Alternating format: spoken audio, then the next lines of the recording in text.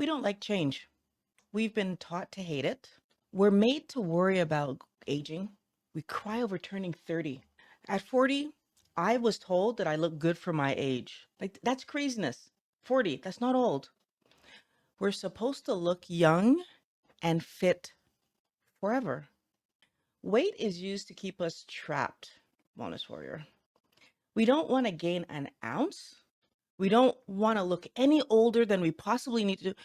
And any signs that we see of something wrong with our body is such a huge problem. We think we're ready for the scrapyard. Versus our men, old, tired, overweight, get away with so much craziness. Not that that's good for them. It really isn't. They should be paying attention to themselves. But I want us to understand that our society is drilling it into our mind that change is a problem. Please subscribe. We don't know how to manage the challenges of keto and carnivore because we don't want to change anything. And from very, very young, we've been taught that fruits and vegetables and grains and legumes and all, they're the healthiest things we could possibly eat. So thinking about changing our diet, first of all, drives us up the wall. But then we finally do it. And after years of eating on plan, if I talk about myself, right? I started to have cramps, right? Maintained my weight beautifully, everything going well. Cramps in my foot, in my calf, driving me crazy. Now, apparently this is common. Again, I didn't research keto to death before I started it because my hip was hurting so bad I just wanted to end that pain. But I also think that that's part of the problem. That's how they get us. We want a solution right now. Because we want that solution immediately, we're willing to jump right into things. And then when it's not working, we think we made a mistake, especially us ladies. So we are often told that we need to reintroduce carbohydrates to solve everything from cramps to skin things to like I've heard it said for almost everything. And for me, that translates to, you see, you shouldn't have changed your diet. That's garbage. It's just garbage. This triggers our fair response. Most of us were hesitant to do keto in the first place. Honestly, when I first heard about carnivore, thought it sounded crazy. It's easy to panic and think that the diet is broken, that there's something wrong with eating this way, that what the medical profession was saying was right. Change is hard. And unfortunately, carbs taste good and they feel normal. The world wants us to believe the lie that we need fruit, vegetables, legumes, nuts, seeds, all the sugars for good health. But Dr. Hampton gave us the tools to shut down that noise in the video that I released last week. And I want to talk a bit about what he said because he said one thing that kind of stuck with me. He said every dietary pattern has limitations you have to problem solve for. And I've been thinking about this and thinking about this. And the thing that comes to me when I look at that idea that every dietary pattern has stuff we need to problem solve for is that we think that because we're coming from standard American diet to the whatever, insert paleo, insert vegetarian, insert, and then there are things to problem solve for. And what we don't realize is that it took 20 years for most people. Somewhere could be 30, could be 15. Like in my case, it took 23 years for our body to show us that we were having problems because we were overeating sugar.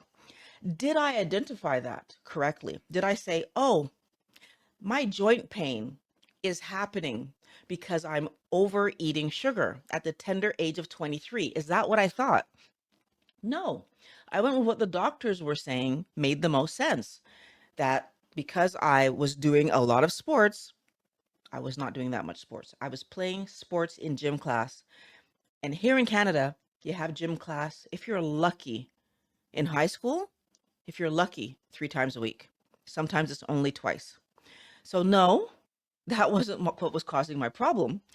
But did it sound good? Or did it sound right, I should say? It sounded right. That's what the doctor's telling me. Back then, trained to believe my doctor. So, we are told these lies, right? So, at the tender age of 23, the carbohydrates started off by saying, hey, your joints don't feel good. Maybe you should cut this out. But before that, I did have acne. That was a sign that the carbs were bothering me. But fast forward a few years, by late 20s, I had rashes now. I get another sign that my body was saying, hey, what are you doing? Shouldn't be doing this. Our body gives us so many signals, signs, indications, right? Some people develop diabetes and more serious health conditions like with their heart and muscle conduction, all kinds of things. So, yes, it takes time for my body, for our bodies to be able to say, hey, the thing you're eating is creating this problem. And then the worst part about it is that when it gives us that clear signal, our medical profession says, no, it's not the food. And they blame it on something else. They blame my rashes on the idea that maybe I came in contact with something that was a skin irritant. What the skin irritant was, they couldn't tell me because I was doing the same thing I always did at that time: work, home, maybe go see a friend, work, home. And so they blamed that, well, maybe at one of my friends' house, same friends I've been seeing all the time. They're gonna find a reason or something, to tell you, but at no point did they even talk about food. I just want to point that out. So, because it takes so long for our body to show us that there's a problem, doesn't it make sense that there's a possibility that it would take my body quite a long time to show me when I change to a keto or carnivore diet that perhaps there's something else I need to change? So it might take years for my body to say, ooh, the salt balance is off because I was doing so much better after removing the carbohydrates, and my body was feeling so much better that maybe, just maybe, it takes years before my body's going to show me something that says, oh, now we need to work on the carbohydrate problem, right? And the way I want us to think about this, wellness warrior, is it's like you have a room in your house where you've got boxes and your cleaning supplies, and maybe sometimes you even throw, like, extra clothes that you don't wear anymore. You just packed that. It's the junk room, basically. We have a junk drawer. Some of us have a junk room, and it's a room being used as storage. And then one day, for some reason, maybe you have visitors come in, you're like, wow, that really should be an extra bedroom. And your visitors are going to be coming there. They're going to arrive next month. You have lots of time. You empty the room, and you put everything away where it should have been in the first place. And in that room, you clean it up. If there was a bed there, you make the bed. New linens and everything, and the room looks beautiful for the guests who arrive. They have a lovely stay with you, and then you're not using the room anymore. And although the room will never get back to the level of junk room because you've organized and cleaned it up and you're pretty happy with the room, you don't need to use the room. So if that room never becomes part of your cleaning routine, right? Because it was never a room you cleaned before, the door stayed closed. And if you allow the door to just stay closed, guess what happens, Wellness Warrior? What's going to happen is that you are not going to clean that room. And 7, 8, maybe a year from now, you go walking in that room and it might not look so great. It is better than where it started, right? There's no boxes, there's no laundry supplies. It's not a crazy looking space. However, the room is still dusty, and maybe there's cobwebs in the corners, and right? Like it's not looking great. We need to understand that it's not just about fixing the problem, so the huge carbohydrate problem. It's also about finding the things, so the maintenance things, now that we are eating the right diet, what are the maintenance things? I feel like this is something we have such a hard time understanding because we are so afraid of change. We have been so taught, and it's not our fault. We've been so taught to fear change. We are not now looking at this new thing we're doing, so this extra room in our house, and kind of putting it into the rotation of saying, first of all, I have to pay attention to the room if I want it to stay looking nice. But second of all, I need to do the things to help it stay clean. What am I doing to help my body stay healthy? Now that we know certain things about what is healthy, like minimizing carbohydrates, what am I doing on a very regular basis to make sure I'm minimizing carbohydrates? And going back to our original problem of cramping, I don't want to get sidetracked here, so let's stick to the topic. In our cramping story, I accidentally, in trying to do things to maintain my good health, I accidentally did things that sabotaged my salt. And I didn't realize I was doing it because it didn't really occur to me that that would be a thing. So let's fast forward a little bit in my story so I can show you one of the mistakes I made. When I transitioned from keto to carnivore, I removed all spices from my diet. Now, we are told repeatedly, everywhere we look, that we are supposed to be low salt, low salt, low salt. Salt is harmful. Carbs are fine, salt are harmful. Both salt and carbohydrates, hydrate means hydration. So both salt and carbohydrates, all sugars, hold on to water. Sugar, carbohydrate, two words for the same stuff. You make sure I say these things, so I want you guys to follow me. When I reduce the carbohydrates in my diet, I'm going to change my electrolyte balance, and I'm also going to change my body's ability to hold on to water. If I keep my salt low, because we are all told that salt is harmful, and we are focused on carbohydrates on a keto diet, if I don't change my salt intake, then what I've just done is I've removed carbohydrates, but I'm still salting my food, spicing my foods the way that I always have been. Now, here's where it gets tricky, Wellness Warrior. When I now turned carnivore and I removed spices, because spices are vegetation, out of my diet, and spices have salt added. So any mixed spice that you take, that you use, has salt in it. And if you are anything like me, and I only really understood I was doing this and that it was impactful when I looked at what happened in my diet. I salt my food and I spice my food. And that's the case going back in time. When I was cooking a standard diet, I spiced my food and I salted my food separately, not really thinking about the fact that there was salt in every mixed spice I ever used. Fast forward to when I removed it, I didn't just remove carbohydrates. I removed salt from my diet. And when I spoke to Dr. Hampton, that came crashing back to me. I actually had removed salt from my diet when I took those spices out, which of course threw my body into a problem because I was no longer getting the right amount of salt in my diet. Now, I'm not afraid of salt. I did add more salt to my meals, and I would take salt whenever I had a cramp. But I want us to understand the tricky ways, first of all, that they lie to us. Salt is bad, and yet it's in every single spice you use. Salt is bad, but it's in every packaged food you buy. Salt is bad, but it's in every restaurant food and high quantities. It's all over the French fries. It's all over the whole bunch of stuff. But then they tell us it's bad. Now, the other problem that we sneakily pull ourselves into that we don't realize will impact our cramp situation. There's two more that Dr. Hampton pointed out. I just want to name them here.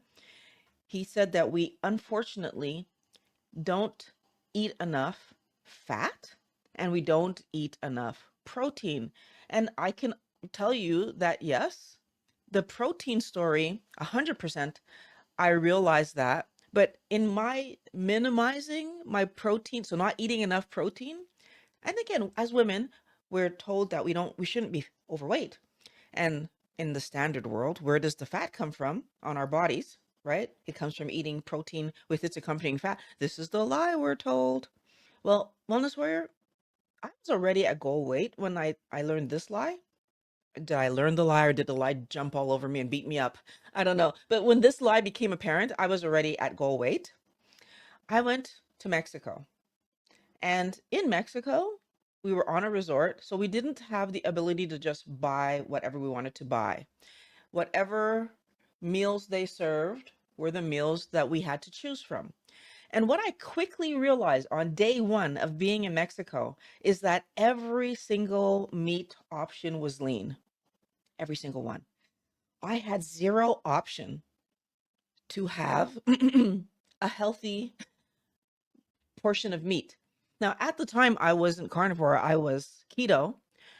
But at the end of the day, Wellness Warrior, I was quickly confronted with this problem. So my solution, which wasn't my original plan, I was going to eat breakfast. Well, brunch, right?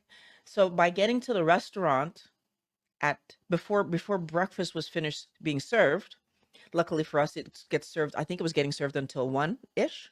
So we had more than enough time to get there. And I could have bacon, eggs, sausage, any kind of fatty, anything that they were serving for breakfast. I ate a lot of eggs, Wellness Warrior. And but then I still turned around and I had supper.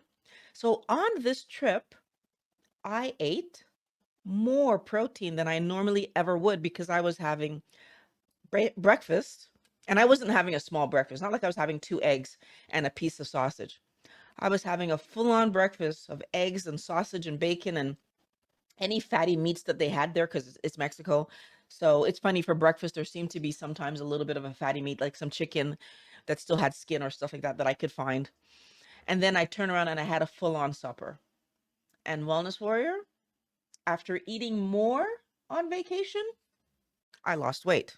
So I came home and was lighter than when I'd gone. Now, some people are going to say, oh, but you're in Mexico and it was water weight because you were sweat. No, it was, first of all, I was already at goal. Second of all, I have one of those scales that tells me if I'm dehydrated. I was not dehydrated when I returned. And trust me, I didn't allow myself to become dehydrated because I drank lots of water over there. And the weight loss maintained. So it wasn't just water weight and I come back and I eat normally and everything goes, no, it maintained. Why did it maintain? Because over in Mexico, it occurred to me that I actually could eat more. And my body seemed to want more because I felt stronger and I weighed less, which then made me think that I probably gained muscle too. So gaining muscle, and of course, we did a lot of activities and running around in Mexico. And again, I have one of those scales, so I could see that I actually gained a bit of muscle.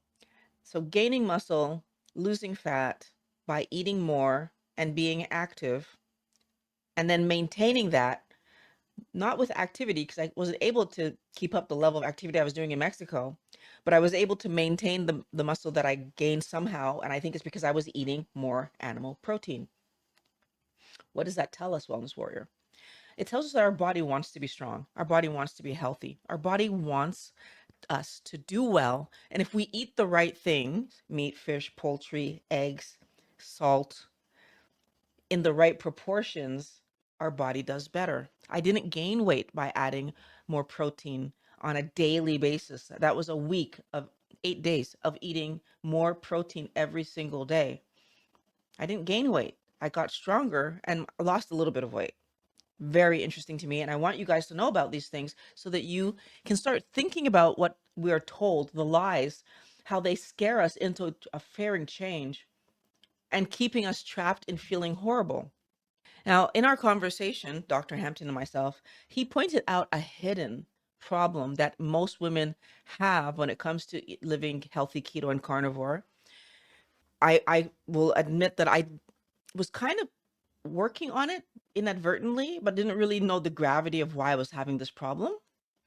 When we go into menopause, so for every woman who starts keto or carnivore before they go into menopause, again, I did great.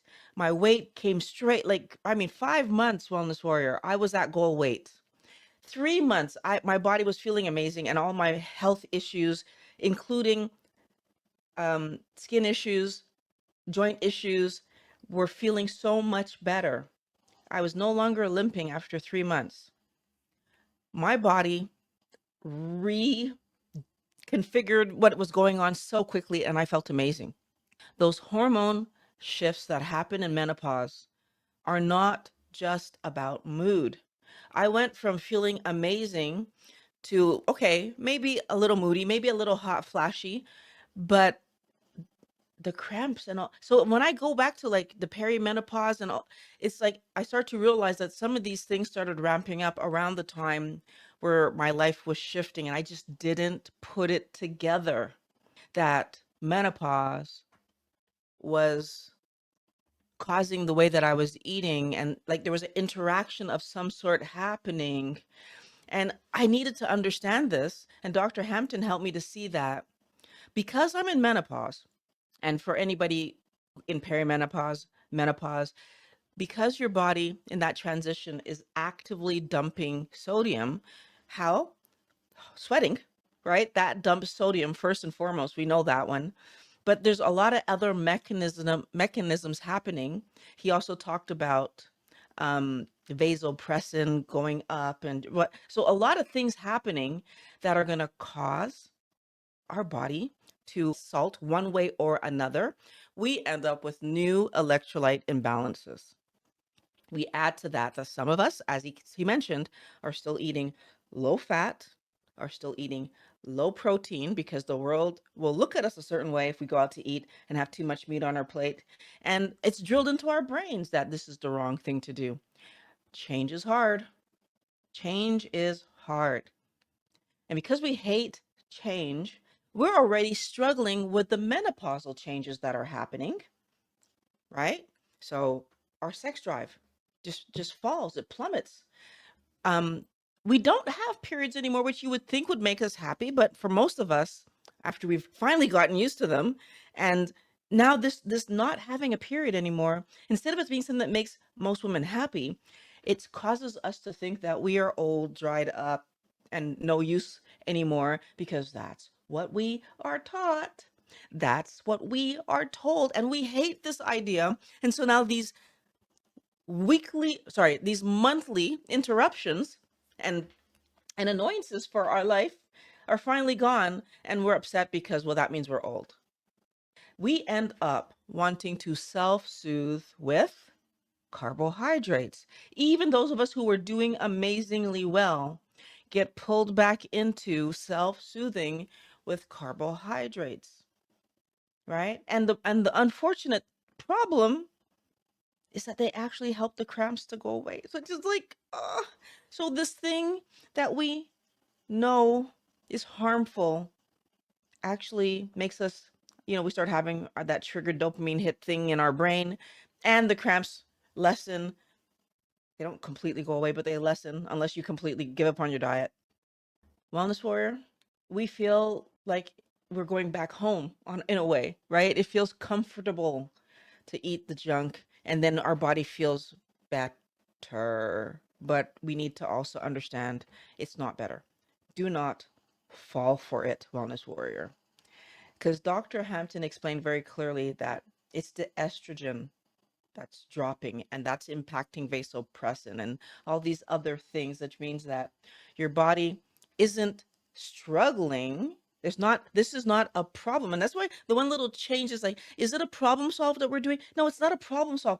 So, and I'm not disagreeing with Dr. Hampton, because from his perspective of a man as a doctor looking at what's going on with us, he's problem solving.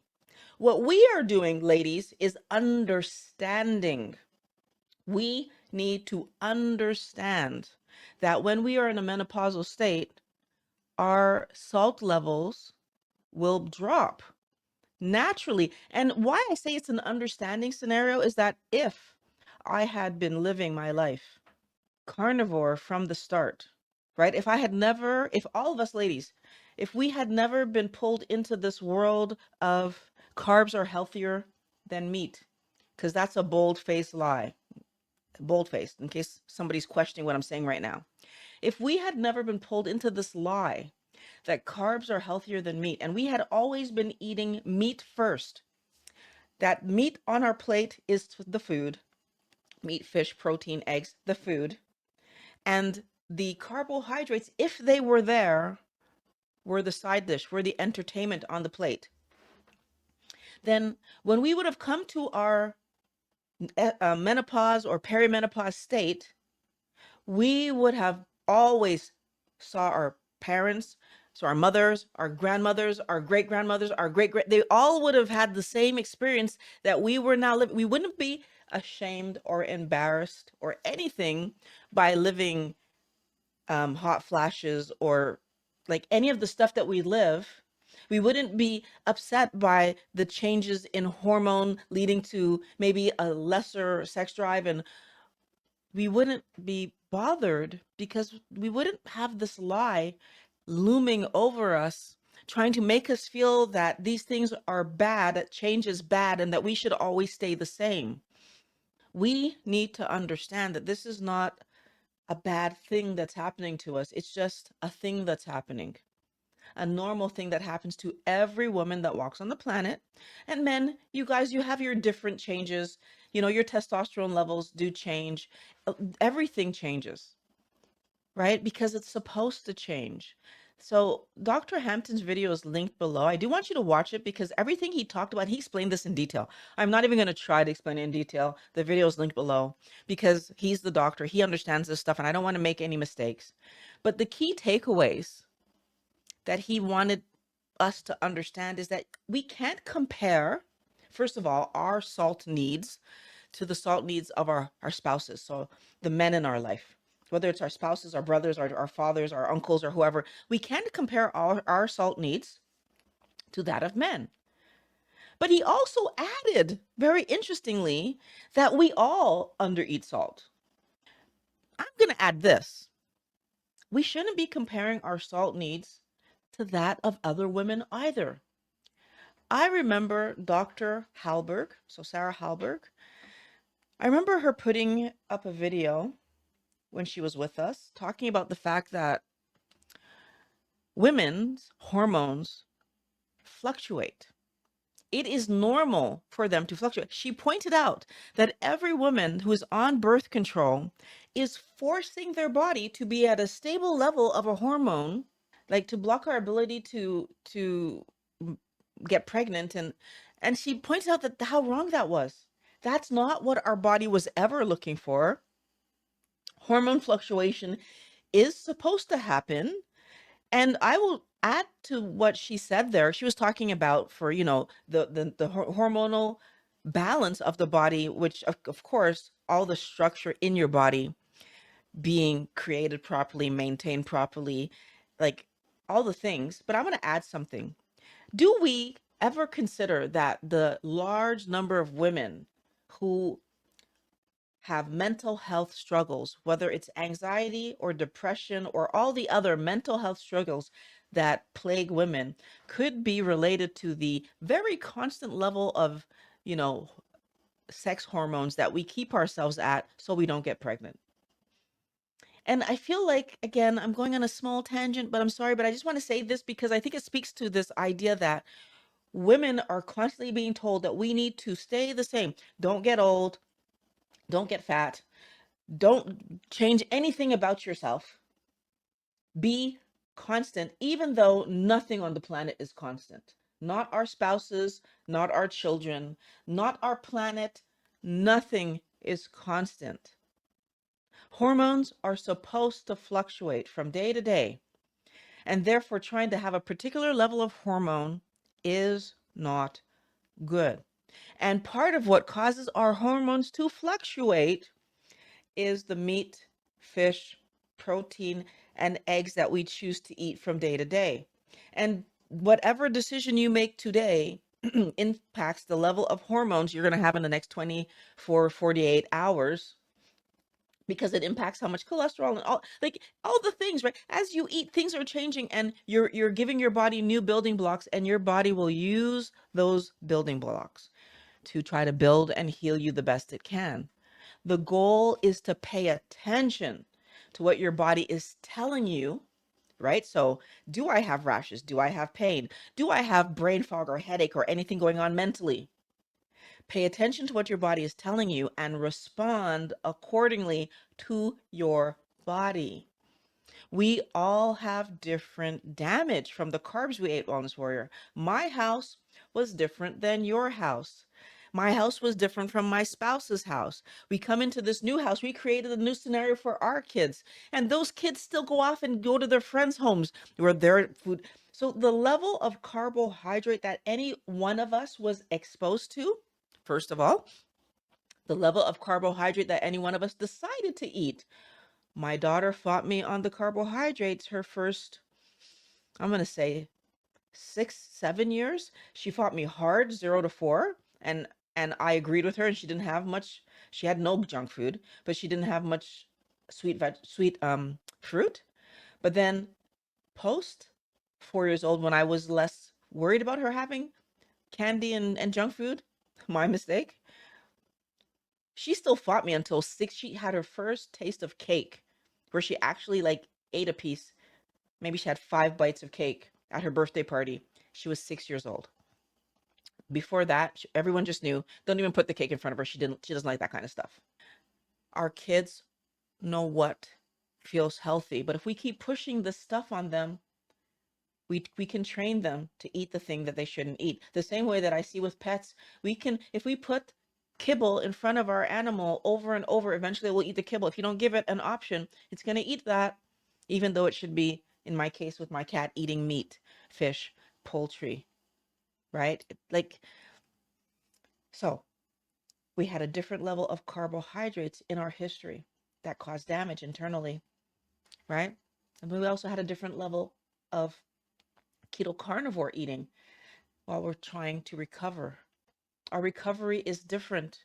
And because our recovery is different, our body is at a different place. My body is at a different place than a lady who started carnivore on the exact same day as me, right?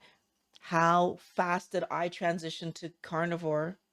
So like how long did I do keto before I transitioned versus how long did that person do keto before they transitioned? Maybe they didn't even do keto first. They went straight from standard diet to carnivore. I don't suggest that, but it's a possibility. Or maybe they did paleo before they did carnivore. How do we know? And we don't know. I can't know what you did. You can't know what I did. It's not about copying me. Our body will notify us when it's time to do more. That's the important part that I want you to take away from this, that cramps are not a fault. They're not a problem. They're not an issue in that sense. They are a sign from our body that it wants us to change something, focus on something, fix something. So when Dr. Hampton says problem solve, that's the way I want you to look at it. Not problem solving in the way that there's a problem with the diet. No, it's our body saying, hey, now we can work on this. Hey, you cleaned the room, but don't forget to go in. Sorry, you cleared out the room. Don't forget to go in once a week when you're cleaning the rest of the house and clean the room, right? That room that you weren't normally used to cleaning, don't forget to go and clean it. That is what we need to actually start doing. Okay, I took the carbohydrates out. My body's adjusting. What does it want next? Oh, you want more salt? Sure, have some more salt. The problem is we've been taught to fear change. Food companies have us worried about our health from every single angle, Wellness Warrior. Even this one, where they got us ladies believing that anything that changes from how I looked when I was 20 till today is a problem. I'm supposed to maintain my perfection of 20 until I'm 90, and that's impossible. But I'm living the perfection of today. How? Because I eat properly, because I try to get as much exercise as I can, because I try to drink enough water and get enough sleep and do all the things to help my body be good, my hormone levels be appropriate, to help my mental health be stable, right? It's by doing all the things. It really is that important not to fall into the trap of putting a band-aid on the problem by eating carbs. And I know that that familiar, like it looks so tempting, but it will only make the situation worse, right? Because the cramps are gonna stop, right? The carbs, they're gonna cause more damage in your body though, right?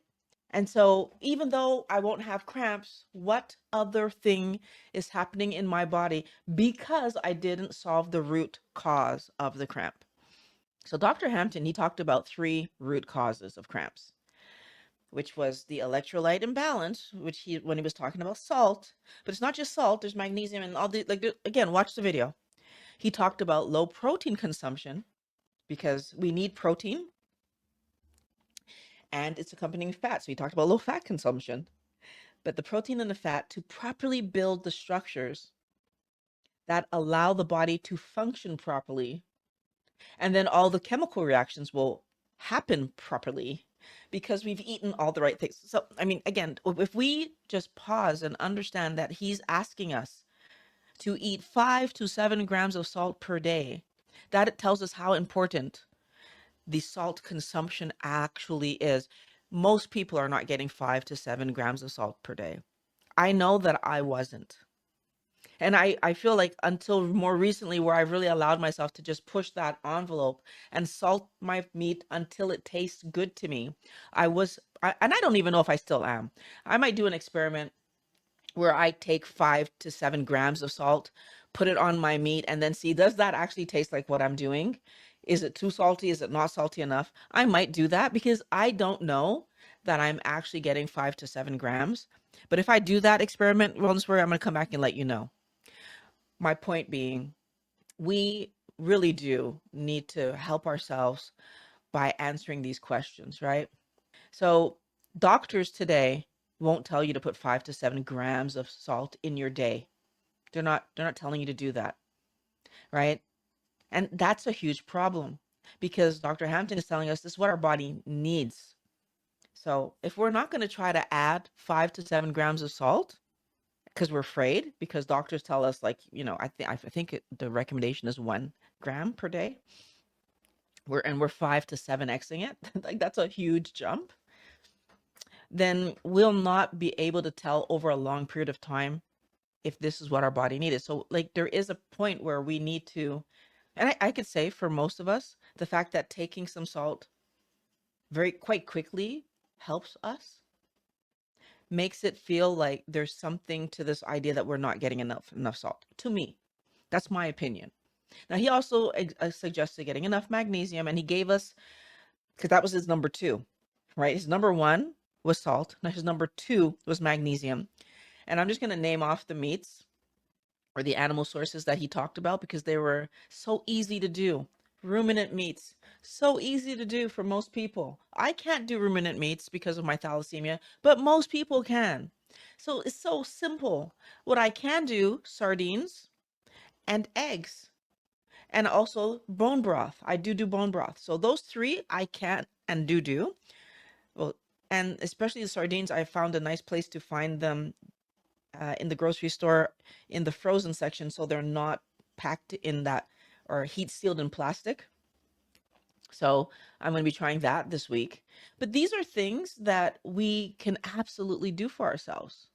And the question becomes, well, then if we can do it, why aren't we doing it, right? They're not hard. Now, there are carb ways to get magnesium that I'm going to just say out loud, I don't recommend, because why would I add carb when I can eat something that has no carb and get the magnesium? I'm encouraging every wellness warrior, unless you already eat that carb thing, I wouldn't lean on it. And another reason I wouldn't lean on it, because even if I eat that carb thing in a small amount as a side dish, if I'm getting my magnesium there, I'm much more likely to lean on it. I want you to practice yourself to get what you need. So, what your body actually needs, whatever your body screams for, is something that it needs. So, if your body is screaming for magnesium by giving you cramps, then get it from meat, fish, poultry, egg. Like, get it from the places that you can get it from that are healthiest. He didn't say that the other meats don't have any. He just said it's abundant in ruminant meat. So of course I know when I eat poultry, I get it too. But it would be more abundant if I could eat those ruminant meats. So I suggest leaning on the things that are the healthiest. Now, in talking about this kind of hidden problem of hormone and menopause and whatever that I hadn't thought about, Dr. Hampton helped us to also focus in on one other thing, which is iodine. And he proposed that the reason iodine would be very helpful is because it helps nerves to fire correctly. And again, he explains it all in the video. You should go watch that. But he pointed out that, he would suggest for medicinal purposes a range of 150 to 500 max micrograms of iodine max. And I can tell you that I have found success with iodine, and I don't even get the 150 micrograms. So, and it probably, if I would up to the 150, maybe all of my symptoms would be completely gone. I haven't done that just because I don't, I feel like I have things at a level that I feel great. However, I'm playing with the idea. We'll see what happens eventually, but right now I'm fine where I am. But it's something for everyone to think about, because maybe going back to what Dr. Barry taught us about more very recently, that the iodized salt that we all think we're eating, by the time we actually sprinkle it on our food, the iodine has evaporated out of it, because iodine just doesn't get held in salt that well. And then, if I remembered correctly, I think it was Dr. Saladino, but I'm not 100% sure. But somebody else mentioned that the reason that they give for adding sugar to our salt, because believe it or not, there's sugar in your salt if you don't buy the right ones. So please read your labels, by the way, because there's glucose in your salt. If you're not reading it, you're going to be unfortunately learning that piece of information right now. So I try to buy ones that don't have the agents in it. Apparently what I learned is that they say, I don't know if I believe them or not, but they say that that's to help hold on to the iodine.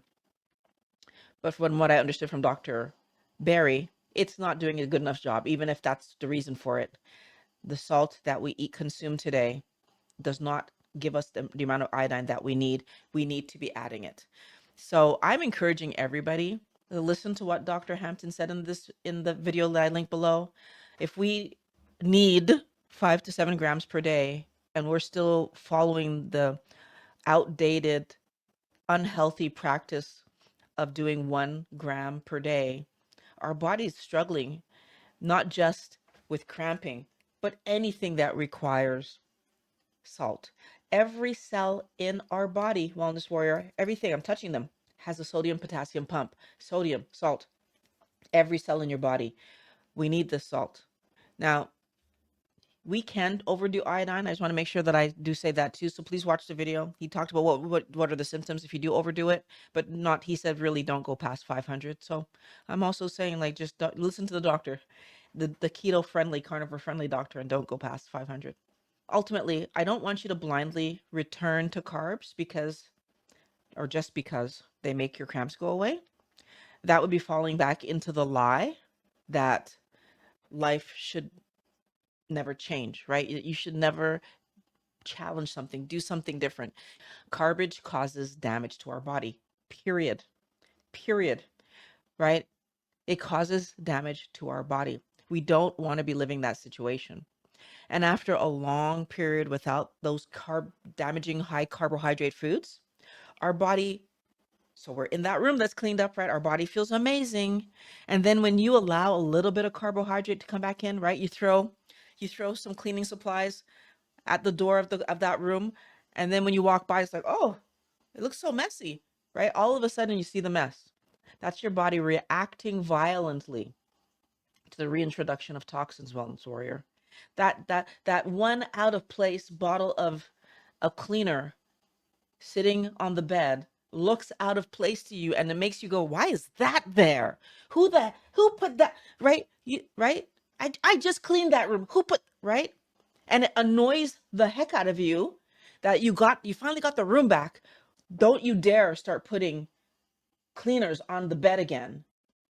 Understand that your body reacts just as annoyed, just as outraged as you would that they're going to start messing up that room again rather than let it stay clean.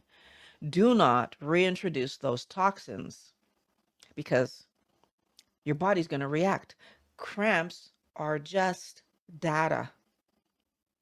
They're a signal that your body wants you to adjust something. They're not a sign to quit, Wellness Warrior. If you haven't watched Dr. Hampton's video with me, down it's linked down below. Go down to the description and click on that link.